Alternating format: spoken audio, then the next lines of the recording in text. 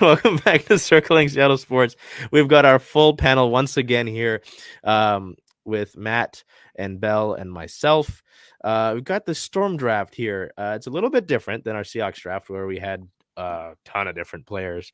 And as I kind of mentioned last with the Seahawks draft, it's a very different position that the Storm are in compared to the Seahawks. Sue Bird's gone. Breanna Stewart is Mhm. gone. Seattle brought, I believe, 3 players on contract into the next year after last year with Lloyd and Magbagor and Mercedes Russell. That was it. Training camp began on Sunday, which was yesterday, and it's a bunch of fresh new faces, a bunch of minutes to be filled. So, um, it was an interesting draft. I like 3 of these picks out of the 4. One of them I'm a little There was iffy. one you didn't like?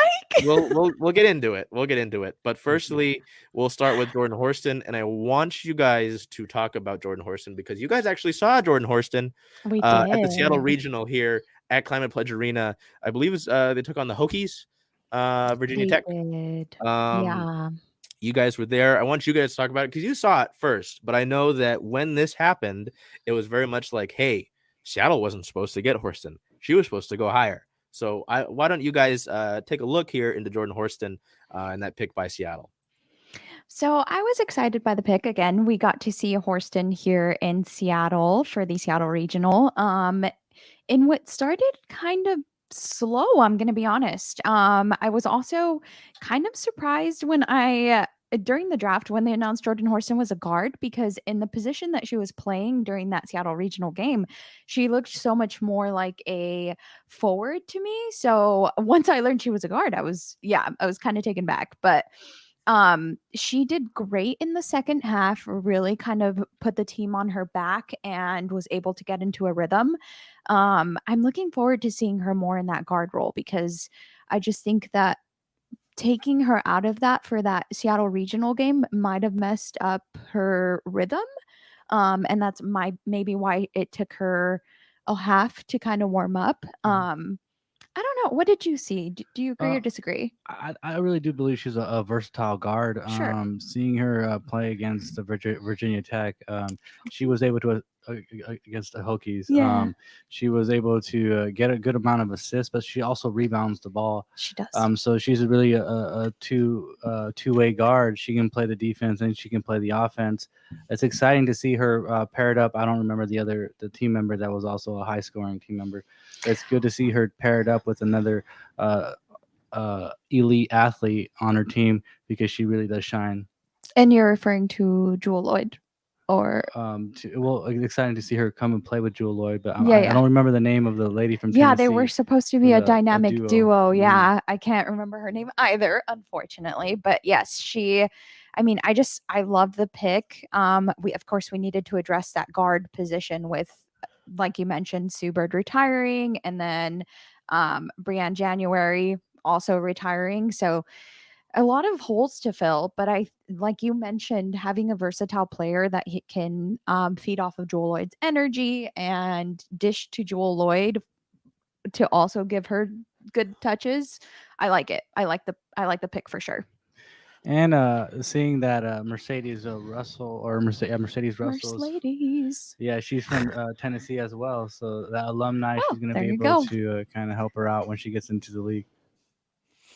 So was it Rakia Jackson or Jordan Walker? Are either of those names poking out? Jackson, I Yeah, believe. yeah. Yes. Okay, yeah. Because looking at that game, that Seattle Regional, Rakia Jackson had 15, Jordan Walker had 12, but Jackson shot a good amount of more. Had Mm. more of a overall game as well.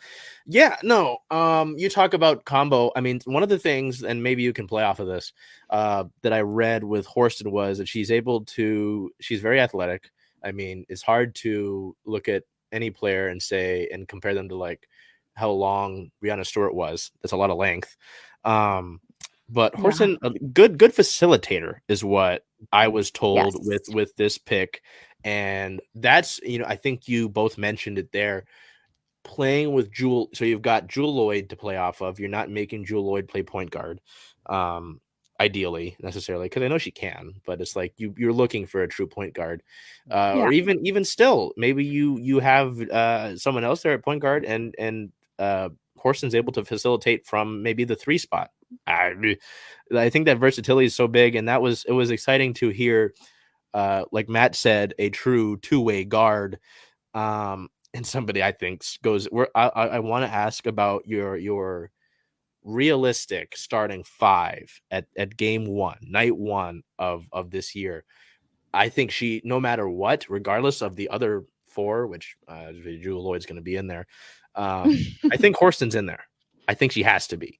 This agree. is the Seattle team that hasn't had a rookie really do anything the last few years as they continue to load up for Sue Bird's last dance.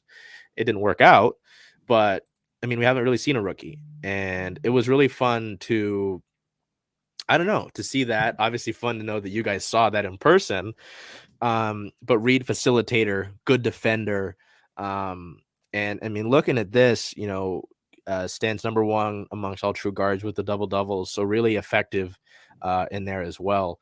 So just exciting to hear about that. And as I talked about in the Seahawks draft about, value and with Olatimi. And I mean, again, a lot of people didn't expect Horston to go this low. So it's good to get like a steal like this when you're in a rebuild, and again, you've just got to continue to load up. So I really like. I mean, it's really hard to, like with the Seahawks first round, hard to be angry with your first round pick here. I don't know if there's any. I mean, I think it'll be fun to watch at minimum. Again, I don't know who fills in, who steps in the point guard spot, anything else, but seeing Lloyd and Horston potentially guarding the perimeter, that'll be fun because Jewel Lloyd can play some damn good defense, as we've seen before in the last few years. So I think that's going to be a lot of fun. Obviously, in basketball as a whole, like with the NFL and pass games, the perimeter is such a big deal. And you're going to need to protect the perimeter. I don't care if you're going to have Jewel Lloyd drop 40. If you can't if you can't guard somebody across the way who's going to do the same, it's not going to matter. Anything else on Horston? Yeah, we mentioned her length, and I just think that's kind of what I'm looking forward to as far as like improvement is she's already so versatile that maybe she could add to her defense because she's already so lengthy that you play people at the 3, you play those teams at the 3. We're going to need to do that with the first game against the Aces. And she can really just add to that versatility. So it's exciting to see where she can grow. She doesn't necessarily have to do too much on the rebounds with the Storm, considering that McBagor is back. But it'll be exciting just for Ezzy to even have some help on the boards. What I also think is really unique about her too is she's able to penetrate the rim, but also able to dish it out with her ability to assist. So she's gonna be opening up Jewel Lloyd quite a bit, and just people on the perimeter, down low at the block. So it's exciting to see what she can bring to the Storm. Truly a steal for sure. I mean, being able to dish it out, it's going to be so big, and you've got some playmakers. It's just so fun to have that because obviously with Sue Bird, even in her last years, she was still able to pass the ball. That wasn't a question, Right. But it's like now you've got this roster. I know when Kia Nurse was signed, the Seattle Times called her a point guard, but she's not a point guard. That's not what she's done. Jade Melbourne's in here, which I'm excited about. Jade Melbourne. She's not technically part of this year's draft class, but she's only coming to the Storm this year after they drafted her last year. And they said, play another year in Australia, keep developing, then come over here. And also because they didn't have the roster space. But you could add Melbourne into that. I think she gets some playing time, and I'll talk about that when we get to talking about the starting 5. But Arella Garantes is also an interesting pick. She's more of a scorer from what I understand. They did sign Ivana Dojkic pardon me. She's a European point guard. So I don't know who's going to play the point guard is my point being, but I know that Jordan Horston, maybe that's the thing. Maybe Noelle Quinn says, hey, I don't have to put her in just one spot, right? I'm going to put this down here again, but maybe you see her bounce around playing the 1, playing the 3. I know Jewel Lloyd hasn't necessarily just stuck at the 2 all the time. I know that when Sue Bird's been hurt, she's had to play the 1. So I don't know. It's just also what makes her so exciting with Horston is that length, that ability. She's not sort of limited like I don't want to. It's we'll get to Lovell in a minute when we get to pick 4. Is that the fourth that you Yeah, yeah, we're jumping here. We're jumping, but we'll get to it. It's exciting though. You've got length. You've got, like Matt was saying, the ability to drive to the rim, but also to dish out? facilitate. So I think she's a lot of fun. And like Bel said, it's a steal. And rebuilding going into this year probably won't make the playoffs and all that. It'll be a tough year. With the Liberty and the Aces, you're not making the finals, I bet, unless there's some gigantic upset. You need pieces to build off of, and there are, at the end of the day too, you need other names that are going to fill seats, and I think Horston's going to be a lot of fun to watch and be a highlight of the season easily. So we move over here, and some of these names were interesting. I got to admit to you, I don't follow a lot of college basketball in general. I just know my Huskies are not good anymore. It is not the days of Kelsey Plum. They have been getting better. They beat Stanford last year. Ella Ladine was really great. That's a different. We're not talking about college right now. Maddie Williams is interesting. She was the second pick overall for the Storm. The first pick in the second round, 6 overall in the second round. Out of Oklahoma. Very interesting here. Really from the forward spot, I believe mainly a 3. Could some questions on defense, which I know we just talked about guarding the perimeter, so that's fun. But really could score the ball really well. She did take the extra COVID year at Oklahoma this last year, and while her scoring and rebounding did drop, her shooting percentage went up. So kind of interesting there. I mean, still was able to. I mean, you see the 2022 honors there. Still was able to make an impact with the Sooners. But interesting. Again, big scorer, can do that, but some questions there, which kind of limits maybe how much playing time she gets. Any thoughts on that? And where that might fill into a roster, or any just general thoughts on Maddie Williams out of Oklahoma? Yeah, you mentioned the defense. So, I mean, of course, that could always improve, but she did join elite company, I would say, in 2022, 2023, as one of 2 players to post 24.5 points, 8 rebounds, and 4.2 assists per 40 minutes played. So, yeah, that's a big name, being behind Caitlin Clark and being able to kind of imitate what she does. But I mean, you mentioned versatility, and 24 points, 8 rebounds, 4 assists. That's also pretty versatile. Yeah. As a 3. Yeah. So I think, just clean it up on defense and you could bring some real contribution to the team. I think it was a pick that we got from the New York Liberty. So it's pretty exciting to see that we got Maddie there in the second round, and seeing that she's a forward that can bring a good presence, seeing that she has some pretty good accolades too within the college or within the college career. So it's exciting to know that she can average the points and get the rebounds that we need. Yeah, I mean, look, like you said, we have some holes to fill, and I think anyone, if she could bring those 15 points a game to our team, then I'd consider it a good pick. Yeah, I like that you played on the versatility there, and mentioned that. I mean, the rebound game,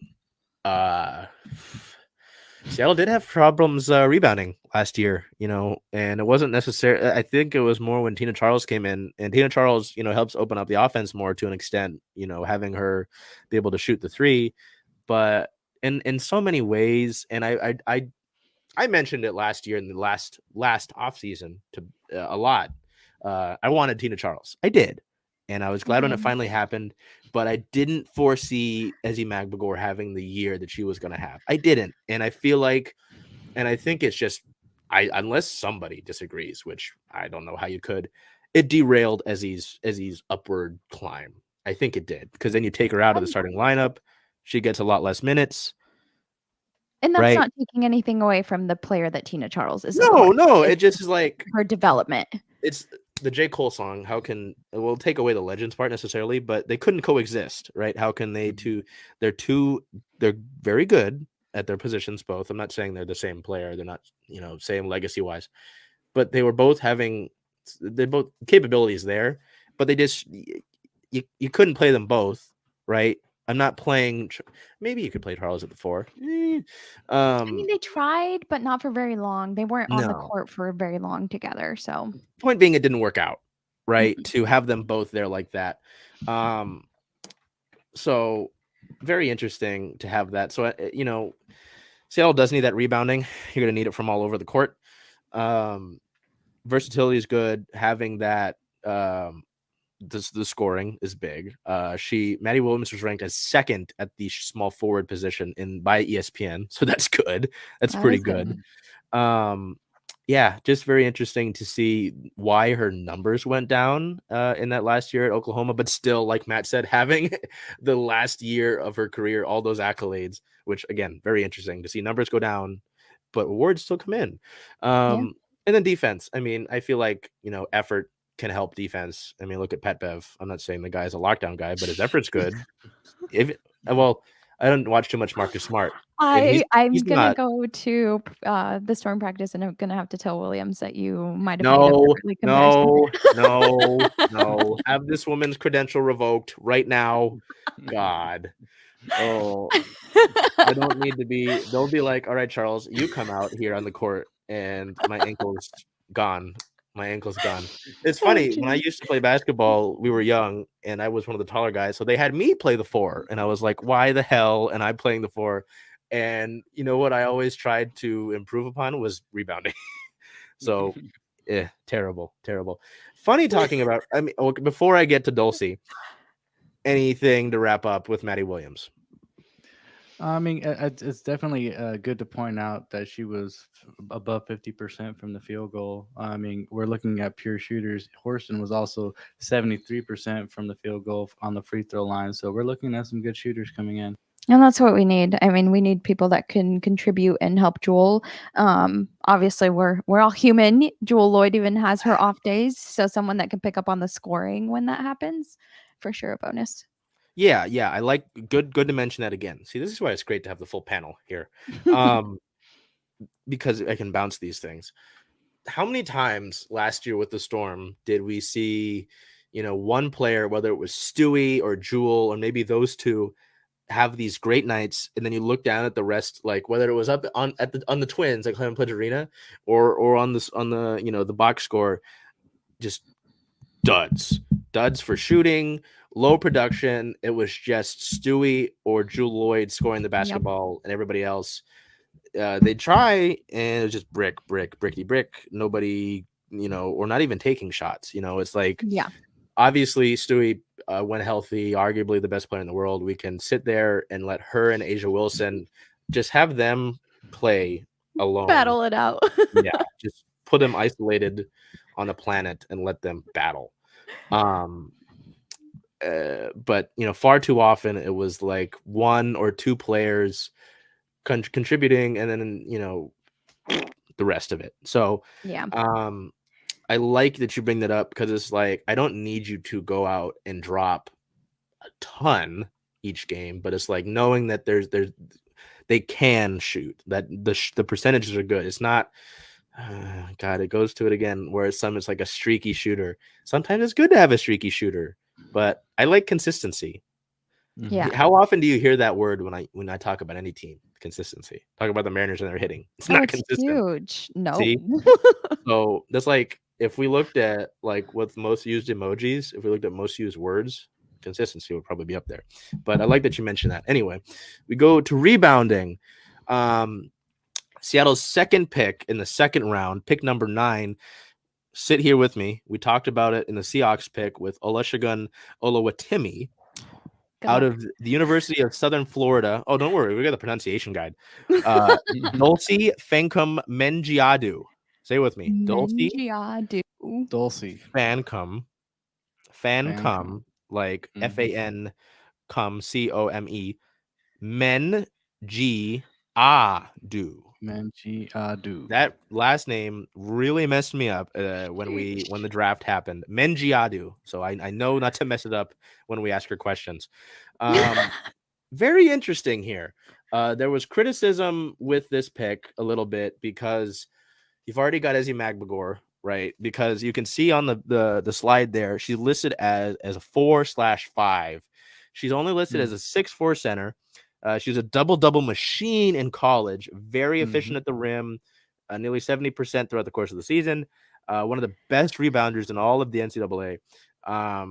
Her senior year was really great. Last few years, very good. I know she transferred from Memphis and really kind of showed out with South Florida, but kind of smaller for a center. Despite that, we look at ACC All-Conference second team, played in all of those 33 games. Did help out her native country, Cameroon, there in the semifinals of the 2021 FIBA Afrobasket, which is fun. But what was interesting to me was the rebounding numbers, double machine, despite being listed as a smaller center. It is going to be interesting. You've got Ezzy and Mercedes on this team, so I don't think you can just have her as a 5. Maybe you slot her in as a 4. She was able, but then you're very you're not stretching it out as much. I mean, that's fine though. I mean, if you want to go 2 down, then I don't know. I'm interested. Again, that was a criticism. It's like Seattle's already got Ezzy and Mercedes Russell, but I'm not mad at it. I mean, she was able to, again, still produce double machine. Very, very good rebounder. And we just talked about rebounding with Maddie Williams and needing that. So I don't know. What Dulcie Fancom Mengiadu? What do we think? I mean, again, I think I'm going to use this word one more time. Versatility. She posted 24 doubles. So like you said, a double machine. I think back on like the beginning of the year and as the year went on for the Storm and wondering when Mercedes Russell was, when she was going to come back after that at first unknown injury turned into like a non-basketball injury, turned into, I don't even remember what it was by the end of the year, but I just remember wondering when she would see the court. So you definitely want to have a backup in case you run into that situation again, is where my head goes. I definitely like her. Seeing somebody that can score and rebound is always exciting to me. She's 6'4". Her footwork is great. I was watching some highlights of her and seeing how she can work it in the basket. So she's taking high percentage shots a lot of the time, seeing that she's 51% from the field goal. So it's just, to me, I think she's going to be able to really kind of evolve with the team as they're going to really start this push. Now, do you see her on the court with Ezzy or as like a backup to Ezzy and Mercedes? I do see her on the court with Ezzy. Okay. Mercedes is I think a truer center. She's bigger, but I really do believe at the 4 or 5, Dulcie can produce. So whether she's paired up with Ezzy or with Lewis, I really do think that Ezzy is going to have dominating minutes as far as between those 3. But it's going to be kind of a toss-up between who gets more minutes between Mercedes and Dulcie. Yeah. I like that you mentioned that. I talked about this. Who do I talk about this with? I talk about this with Rashad Penny and like Dwayne Eskridge, right? If you're not on the field or the court, or if you're not playing, I'm less inclined to want you around and want you back. And hey, maybe Dulcie comes in and kicks the door down. So yeah, it'll be really interesting to see how Mercedes comes back this year. And I know I was kind of like, I don't know if they do that, but I think it would be, considering, the struggles that they had rebounding, why not run her at the 4 with Ezzy, right? And like Matt said, with being able to score the basketball in the paint, that was something I loved to look at last year. Was we'd get the box score, I'd look at points in the paint, and Seattle didn't always do great there. So you've got somebody that can do great at the rim. Again, these are we talk about areas of need. Those are areas of need: rebounding the basketball and points in the paint. We talked about perimeter a lot, but that's still very much a factor. We had some teams that grinded Seattle inside. You look at when the Sun had Breanna Jones and isn't that crazy to say? Yeah. Sorry. God. Oh shoot, I forgot her name. Oh, Breanna Jones and John Quell Jones, the Joneses. There we go. I remember that. I remember I watched them play against Seattle in Everett up at Angel of the Winds. God forbid. Oh, I hated that because our tickets were near where the buzzer went, and so I just heard the Oh, buzzer whenever that happened. Breanna Jones and John Cole Jones. You got bullied inside. I was like, you didn't have anybody. Especially after you had Natasha Howard go to New York. A lot of the times when Seattle would play the big name centers, or the big name. This is always embarrassing. 4 and 5 is front court. Yes. mm-hmm.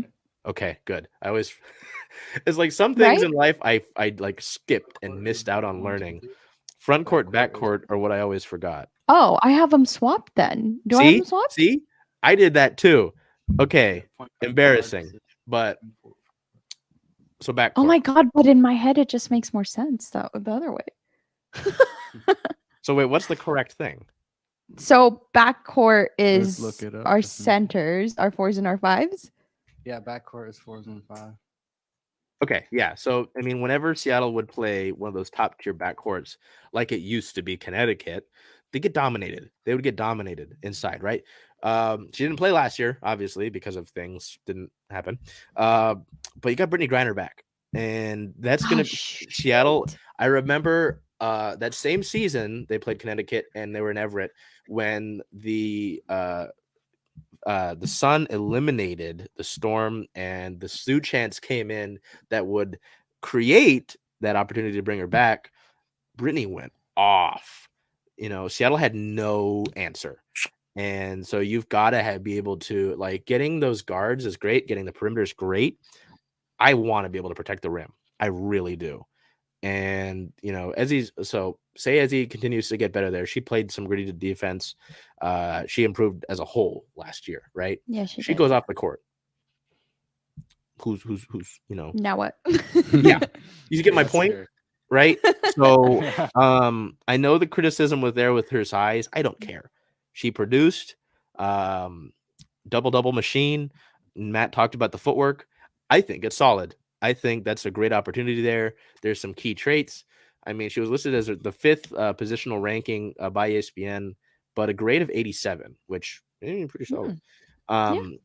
So I'm okay with it. I think Dulcie's going to be pretty. I'm fine. I don't care about the criticism of having the 2 centers. I think they'll slot her into 4. Why not? Who else are you going to put there? I mean, if we look here, I mean, Kaya Charles is a guard / forward, so probably not her. Maddie Williams is a guard / forward, so probably not her. I mean, there's not a lot of forward. Jasmine Walker, maybe, but she's 6'2". I mean, so Dulcie gives you more size there. Teresa Plicence is listed as a forward, so maybe her. She's 6'5". So I mean, maybe Plicence. Oh, wait, right, yeah. Hold on. The pronunciation guide is Plaisance. Teresa Plaisance. My apologies. I believe she's from Louisiana. Yeah, she went to LSU. There you go. Plaisance. Little French. I'm not French. Only Thai France. Only Thai France. So I don't know. That she was a fun pick, not only to say her name, but also to see is like the criticism I keep talking about is from The Athletic. The Athletic was like, she's too small to play center. You have Izzy Magbagor and Mercedes Russell. Why did you make this pick? And I'm like, calm down, dude. Yeah, I'm like, hey man, play at the 4. She's listed as a 4 on ESPN anyway. Maybe we got the wrong ESPN. I don't know. Anyway, so that's Dulcie. Anything to wrap up on besides making sure we remember how to say her name? No, I love how you guys are calling her by her first name because it's easier. Dulcie Bankum Mengiadu. I will go off on a tangent though because you did mention LSU. And they just got Haley Van Lith. No, Haley Van Lith. Sad. Yeah, from Kashmir, Washington. So, sad. Women's basketball is looking a little like the WNBA this offseason. God, yeah, I would have loved for her to. Wrong purple and gold. I know. Wrong one. Maybe she got confused. Anyway, we go over to the 4th pick of the draft in the final pick, only 4 picks, which isn't necessarily. It's not like the Seahawks draft in 2021 where they only had 3 guys. Jade Lovell. Jade Lovell's interesting. I mean, Bum, she bum, went bum. to Skyline High School. She did bounce around in college a little bit. Boise State, Arizona State, Arizona. Streaky shooter, and she's strictly a point guard. So it's like that becomes a problem. Made 36.1% on a career high, 119 attempts with 219 attempts. Oops. She was all Pac-12 team in 2022 with Arizona State. She made the all Mountain West team with Boise State. So very interesting to sort of see that. I mean, can really score the basketball, big point production, but a streaky shooter. That was sort of the issue that I had with Lovell. We kind of talked about it. 3rd round here, though, pick number 9. So it's kind of the end of the draft. Kind of bounced around, though, 3 seasons at Boise State, 1 at Arizona State, 1 at Arizona to wrap up her career there. So it's interesting. I mean, she did improve her 3-point shooting once she got to the Pac-12. There it was, 36.1% on a career high, 119 attempts with the Wildcats of Arizona last season. But streaky shooter, and looking at the game logs toward the end of her career, end of her collegiate career, kind of struggled shooting percentage wise throughout the year. And so that's where I go with the streaky shooter sort of thing. And Bell said it throughout this is versatility. Lovell doesn't give you that. It's a strict point guard. So we look, though, at the Storm training camp roster at the guards, and I mean, we could look at all the guards. I mean, Sammy Whitcomb, go Sammy. I love having Sammy back. But and they have Lovell listed as a guard/forward on here, which I don't know about that. We thought she wasn't versatile. I don't think that's right. At 5'11". Whitcomb, Lovell, Lloyd, Horston. Listen to the guards, right? Yvonne Turner, Dojkic, Garantes, Maddie Williams, Melbourne, Charles, and Nurse. I This mean, is an I think uphill battle. and I think the saddest part about this is that we know that like they're not all gonna make the roster. We've gone over this before with the WNBA just not having the ability to sign as many women as deserve. Not the But same roster sizes and such. yeah. Will Rod make the roster? Ouch. Hi, Rod. I'm like trying to find an argument here, but yeah, that's a stacked position already. You really got to come out and prove yourself. Yeah. I mean, I understand why you said what you said and why that last pick might be kind of iffy in your eyes, but yeah, maybe they're just I don't know. I don't know what they're trying to fill here. With the team doing a whole revamp, I really do feel like it's all up in the air for the guards. I mean, we know Horston's for sure Yes, we be do. in there, but I feel like these ladies are gonna battle. They're gonna battle for. I mean, I hope for a roster so. spot, and I really do think Maddie's gonna be there too. It's just hopefully I'm hopeful for Jade. Yes. Yeah, you always want a success story. Don't get me wrong. I mean, I'm a local guy, so I love hearing about the locals and such. I mean, Skyline High School is not too familiar to me, but it's just tough to me, right? Especially when we get into wanting to project a starting 5. I just it's hard to look at the point again. So I read out all of the players who have guard also listed so it's guard/forward. If we look at strictly guard, it's Sammy Whitcomb, Jewel Lloyd, Yvonne Turner, Arella Garantes, Jade Melbourne, and Kia Nurse. Now, of those playing point guard, it's likely of the guard/forwards, even if we include everybody, of those likely to play the point guard position, most likely it's Melbourne, Dojkic, maybe Turner, maybe Horston, and then you throw Lovell in there. So that's already 5 potential point guards, and God knows they're not keeping 5 point guards. And I probably wouldn't if God knows the NBA teams don't keep 5 point guards. So I don't know. I just think, and I know they have her listed as a guard slash forward, but I just don't think it's tough. And I admire Bell for trying to find an argument for it, but I think it's tough. I mean, you do need to fill that point guard spot. And like Matt said, though, this camp is probably going to be a bloodbath. You've got all these minutes to play for, right? Because Jewel Lloyd and Ezzy Magbagor will have essentially guaranteed minutes. Jordan Horston probably will too. Who else plays there? Sammy Whitcomb probably comes off the bench in a standard role like she did last year. And she ideally plays strictly like a 2/3. So, and I don't think she starts over Lloyd or Horston likely. So again, probably a 6 role. Yeah.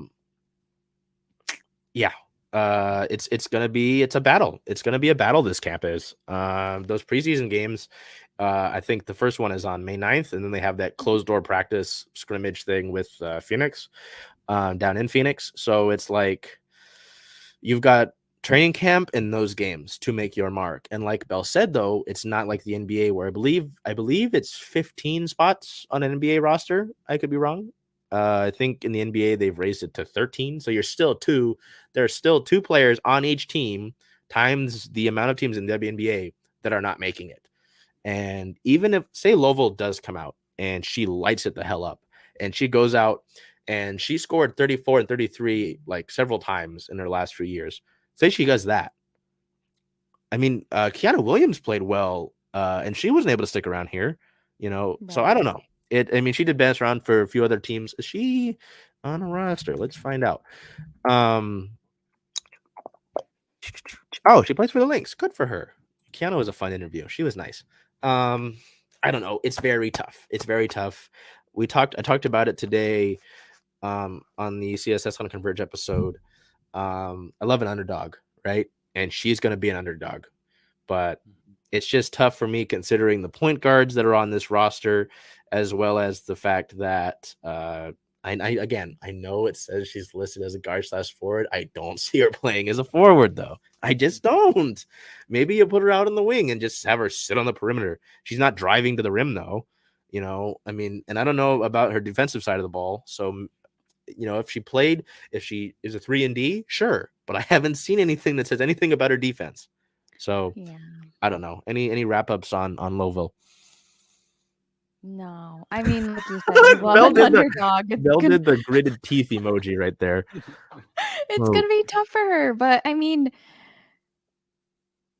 you go out and you give it all you got. And the chips fall where they may. Yes. What kind of chips? Lay's? Bag of air. Waffles. Yes. There you go. Okay. So before we get to pick your starting 5, it's like a fun little game. Like we did with the Seahawks, we're gonna do letters again. Better at letters than I am numbers. Draft review. What do we think about this Storm roster? I mean, not roster. These 4 picks for the Storm, taking into consideration, again, this is a rebuilding team. They've got a blank slate, effectively. What do we think? Letter grade. Let you guys go first before I put on my letters. I'm gonna stick to my letter. I'm gonna go with a B. I like that Horson was a steal. I like that they added some offense. And I mean the rebounding as well with some of those players that can contribute the double doubles. But yeah, I'm gonna stick with a B. I might even that Horston pick really makes me go with a B. So yeah, I'm gonna stick with that. Wait, as opposed to going lower or higher? As opposed to going lower. Interesting. Yeah, I don't know. That's what my gut's saying. So I'm gonna go with a B. I mean, yeah, definitely looking at the shooting guards that I taken, I really wanted Lou Lopez. I mean, Jordan you did like her. You did. Really good though, so you can't go wrong with either of them. They both perform really well. as far as the second pick goes, yeah, I'm really glad that they went for a post position because we needed some help down there. So I would say probably for only 4 picks, it would be like a B, just a solid B. Okay. Wow. So I know we're in the basketball world right now, and I don't want to compare us to LeVar Ball, but I'm going to go with the B too. So we've got the triple Bs going on here. I do not want. I forgot what they called. What were the shoes called? Big Baller brand. I don't know, but bees made me think of the bees who just. The ZO2. Y'all guys want to buy me some ZO2s? No. It was a hype for a while. I think I saw some in person at a gym once. I was like, "Are you really about to play at those?" As I put on my Kyrie 2s. Yeah, I'm gonna stick with a B. What's wrong with Kyrie 2s? Huh? What's wrong with Kyrie 2s? Oh, nothing. I was just laughing at the ZO2s. I was like, make sure your feet don't go through those when you drive to the rim. But I love the Kyries. The first few Kyries were great. I had a bunch of colorways on those. I would wear the black ones as normal shoes. Those were fun. All right, well, let's get your hot take on the best WNBA shoe. Oh God, that's for a different time. We'll have to do a different show for that. Don't derail me. I have to make a grade. I'm gonna stick with a B because Horston. Obviously, if we're going by pick and how the letter would fluctuate, Horston, great. That would have been an A if it was just for Horston alone. Maddie Williams brings it down a little bit. I like that she's a versatile scorer and can rebound, pesky rebounder, but the defensive questions and the weird statistical drop is kind of like, it's this emoji. I love using that emoji. Dulcie Fankum Mengiadu, I almost said Odu, yeah, is fun. And I was a little more skeptical when I first read she's short for a center, and it was all like nightmare. I was like, calm down. Don't be so negative. But looking into it and seeing the numbers production and the idea of playing her at the 4 has me a little higher.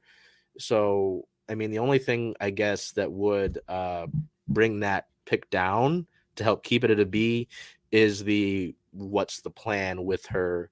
Can she play the 4? And I guess the size limitation. And then Louisville, I said it throughout the episode before we even got to her. It's tough. It's gonna be tough because maybe it's because I've grown up with teams like the Mariners. Look at Sam Haggerty and Dylan Moore. Those guys can play anywhere. They're versatile.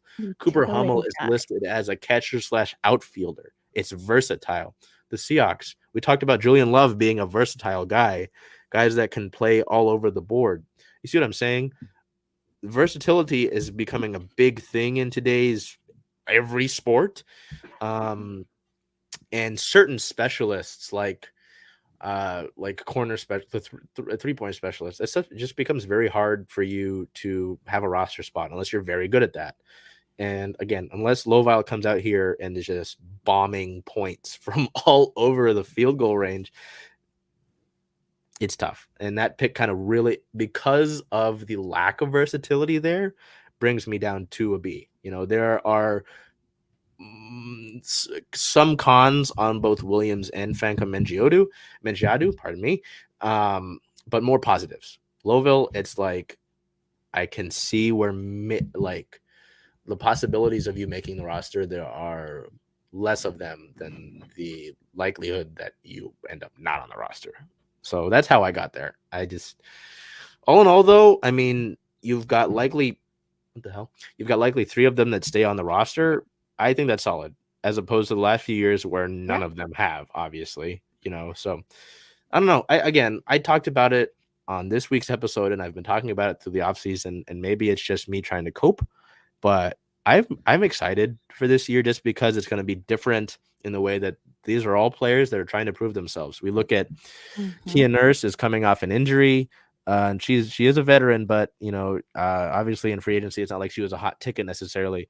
I don't want to mention her till we get to creating the top starting five. Maddie Williams, again, there are the questions about defense. Come out and prove it wrong. Arella Garantes is somebody who is like, WNBA Twitter goes crazy for Arella Garantes because they want her to succeed and they just think she needs a better opportunity. This is the opportunity if you're going to get one, right? Like, you've got a clean slate and there are minutes to be had. Go and fight like hell. We already talked about Fankum Mengiadu. We already love Ezzy, so no need to talk about that. Doikic is interesting. Spent a lot of time overseas. She's actually reporting to training camp later due to overseas commitments. So there's that. Mercedes Russell, you missed all of last season, and do you still have it, or was one of these young guns going to come out and take that spot? Prove it wrong. Yvonne Turner's been around the league for a bit, so it's like, hey, you're another veteran. Come and solidify a spot. Jordan Horston, come and make your mark. Jewel Lloyd, we know who Jewel Lloyd is. Lowville, prove me wrong, right? Prove me wrong. I thought Drew Lock was going to be the Seahawks starter. Geno Smith said, shut up, you're wrong. And I was wrong, and I shut up. Sammy Whitcomb. I love Sammy Whitcomb. Come and score points and come off the bench and just be amazing again. Jasmine Walker, I don't know too much about you. Change that. Teresa Plaisance. I'll make sure I say that right. Plaisance. She's coming off of winning a title with the Aces. What can you contribute in more of a role here? I'm likely more of a role because I didn't know she was on the Aces. So you see what I mean? There's just so much opportunity here for these players to come out and show what they got. And not a lot of them are locked up long-term necessarily. Jill Lloyd has 1 year in a contract. That's scary, but you get the point. It's like there's no commitments here necessarily. I like the opportunity that's building. That's why I've got excitement. I don't know. What are we thinking on the outlook of the season? It would be just heartbreaking if Jewel Lloyd decided to leave us. But yeah, just a lot of young talent that has the ability to prove themselves. So looking forward to just seeing who steps up. I'm hoping we stay above 500.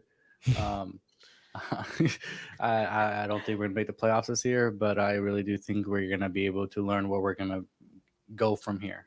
Yeah. Hey, I would be happy if at the end of the year we looked at this team and we looked at the record and we saw 500. That'd be a win in my book. So, thus brings us to it's like a fun little game. Create your starting five for day one. Obviously, hey, maybe you're disagreeing with me, but I think you've got Jewel at the 2 and Izzy at the 5. On which one's night 1 again? Hold on, I'll pull it up. Don't worry.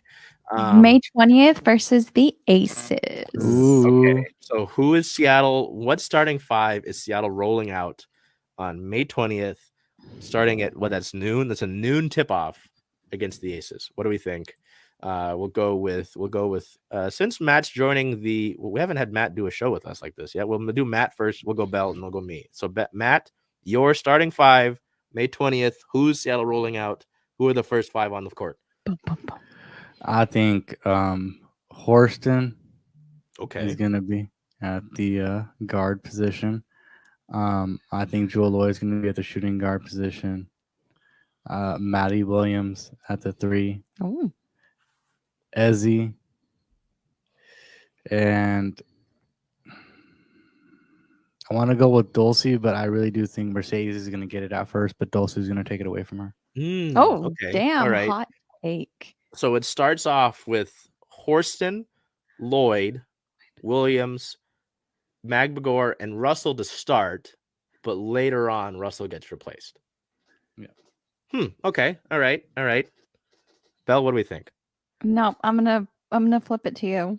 I'm still making my decision. You did the Uno reverse. Okay. Yep. I'm changing it. I'm going. So Matt had 2 players to start that were drafted on night 1. I said she didn't count necessarily because it was last year, but so it will be 3. Hold on. I don't know. I'm not going to do the math before I say it. I'm taking Jade Melbourne at the 1 to start. I'm very excited for her as a point guard out of Australia. She had great numbers in Australia in the pro league, despite she was born in 2002. So I'll let you guys be all sad about age for a minute. I don't know how to math, so I'm not going to worry about it right now. Jade Melbourne at the 1, Jewel at the 2. That doesn't need to be argued. Put Jordan Horston at the 3. I'll put Dulcie at the 4. So that's 3 rookies I have in my starting 5. Jesus Christ. And then obviously Ezzy at the 5. I'm very excited about Jay Melbourne. I was excited about this pick last year. I was hoping that nobody else like decided to sign her in the offseason. Jewel, I don't need to argue. We don't need to even talk about that. That's right. Horston, I like that ability at the 3. You've got the length there to not have to worry about the small forward position. I feel like the versatility is nice that we talked about, right? And especially being able to drive to the rim and kick out. I think it's great. So I'm happy to plug her into the 3. Maybe, as Melbourne continues to grow, because again, she's still a young player. Well, they're both young player. So you've got some fun there. You can poke around, but I'm going to stick with that. I'm not going to change. I don't know if it's just hearing you guys talk about it, but I fell in love with the idea of having Dulcie at the 4. Fell in love with it. Let's do it. Let's rock with it. Need some rebounding there, but also need some point production in the paint. Point production in the paint. PPPG. Love it. And then Ezzy, just give Ezzy the 5 and let her run with it. Don't do anything else. Ezzy cook. Yeah. So yeah, Melbourne, Lloyd, Horston, Fanka Mengiadu, and Magbagor. That's what I'm going with. I'm not changing my pick. Now, Bel. It's come down to you. I'm gonna go Horston, Lloyd. I'm gonna throw in Plaisance. Did I say it right? Plaisance. Plaisance. I'm gonna throw in Plaisance in there. And then I'm gonna double down on your guys' other picks with Dulce and Ezzy. Interesting. So, okay. So we all kind of seem confident, despite the fact that, again, the Athletic hates this pick. Why did they pick another? We all seem confident that Dulce is going to come out and produce in green and gold. So I think my biggest thing is that Russell didn't play last year and a lot, and so I never really got to see her in her full potential. Yeah, and I mean, even still, like, even if she doesn't crack the starting 5, you still need somebody to come off the bench, at the 5, right? Again, we talked about it when we talked about Ezzy going out. You still need, again, I got hiccups now. You still need someone there. So I don't think that's a bad thing necessarily. So interesting. We'll have to look at that. And then on like May 19th, we'll have to see if any of those players have somehow not made the roster. God forbid. 2, when they post the opening graphic. Ooh, and we've got graphics for that this year. We did not last year, and I was sad about it. We'll have to see how that lines up. So, anything to wrap up on our Storm draft here, friends, and having our full panel?